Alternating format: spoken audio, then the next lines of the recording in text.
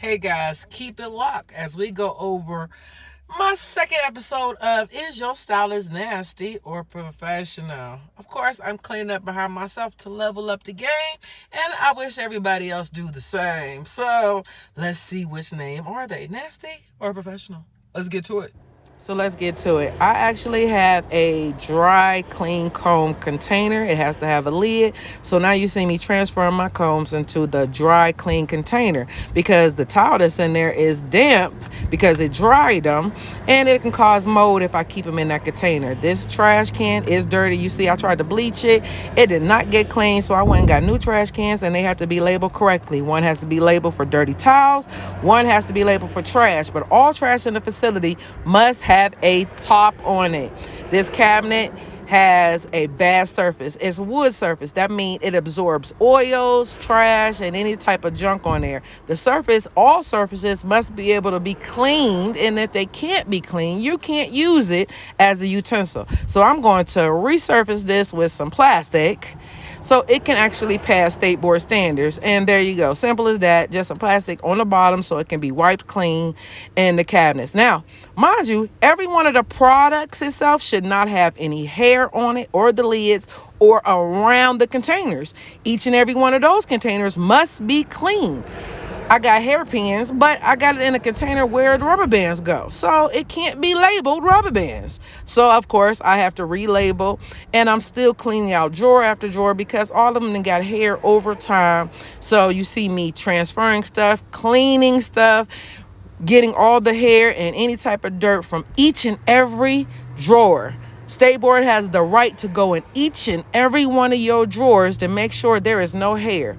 Now, there's a standard that we're not allowed to use wood or anything with a wood surface more than once. The reason why is when they're washed, they can't be cleaned properly because wood absorb things like dirt, oil, and bad stuff. So even this, I know y'all, a lot of y'all braiders is using this thing right here. It has to be covered with some paint or rubberized paint or something that allows you to clean it, because the fact that it is wood, it absorbs things and absorbs everything that's in that hair that you're using from one person to the next person, and you're transforming this stuff to all of your customers when you don't clean it.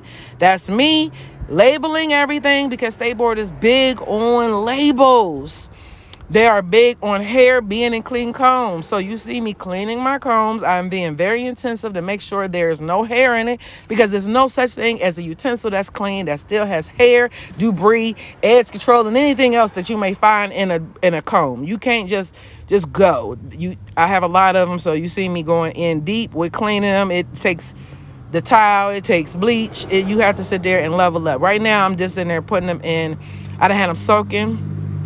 I done remove partial of the hair. I'm going back and do a little bit more, getting more of the hair out. I don't use towels. I use combs. I'll use another brush to get every piece of hair out of it. So I am not doing anything illegal as far as the State Board standard. Okay? And everybody hates washing combs and brushes. Everybody do.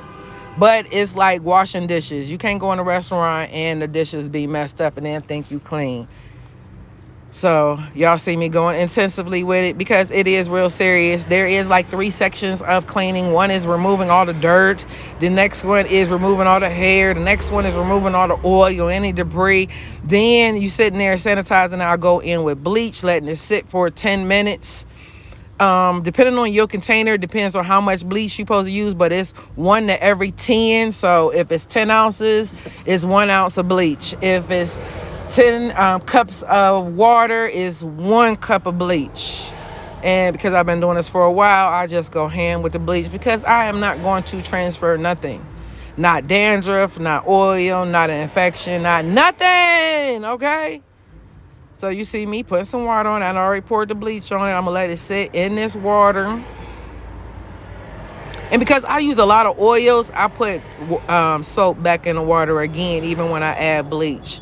I do a couple more, just a little bit more extensive, because I know oil sits in cracks and everywhere. So I put some more soap in and the bleach, and I'm going to let this sit. And then I'm going to go through a big rinsing cycle with probably about 5 to 8 minutes of just rinsing all of these toes. When you walk in, I am one of those folks that I got so many customers that I don't actually get to clean my station customer after customer, but it should be clean. The whole counter should be cleaned off. All of the surfaces, every surface that you should see should be clean. The standard is almost as close as a doctor's office. If you walked into a doctor's office and all they stuff was just out from the last person, you'd be like, what the hell?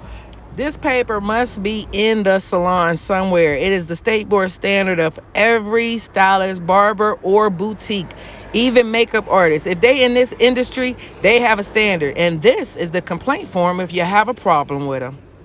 Give your professional a moment to get her shit together, but if she don't, make sure you turn her in. Hey guys, while you're here, don't forget to subscribe or follow so I can start giving you more of that good. And if them stylists ain't doing right, tell them they got a couple of days to get it together, because you are no longer taking the less when you know you are paying the best. Let's go.